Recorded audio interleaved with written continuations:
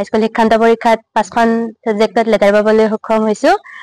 মই ৰঙিয়া হাই ছেকেণ্ডাৰী স্কুলৰ পৰা এবাৰ মেট্ৰিক দিছিলো আৰু মোৰ আজি যিখিনি হৈছে তাৰ বাবে মই পোনপ্ৰথমে আজি যদিও ওচৰত নাই তেখেতৰ মই শলাগ ল'ব লাগিব। মোৰ দেউতা সদায় তেখেতৰ আশীৰ্বাদত হয়তো এইখিনি আগবাঢ়িব পাৰিছো। বাকী মোৰ মায়ে যিখিনি কষ্ট, মই যিখিনি কষ্ট কৰিছো, মোৰ শিক্ষাগুৰুসকলক মই মোৰ ফালৰ পৰা প্ৰণাম যাচিছো।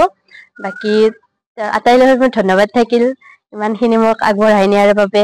এনে মোৰ মেডিকেল লাইনত যোৱাৰ ইচ্ছা আছে, ডক্তৰ হোৱাৰ বাবে। চাওঁ আৰু চেষ্টা কৰিম। দেউতাক জানুৱাৰী 2023 জানুৱাৰী 4 তাৰিখে ঢুকাইছে।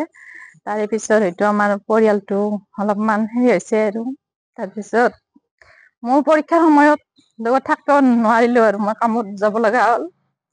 ঘৰত নিজে ৰান্ধি বাঢ়ি খাই লৈ তাই স্কুলত যাব লগা হৈছে পৰীক্ষা দিব।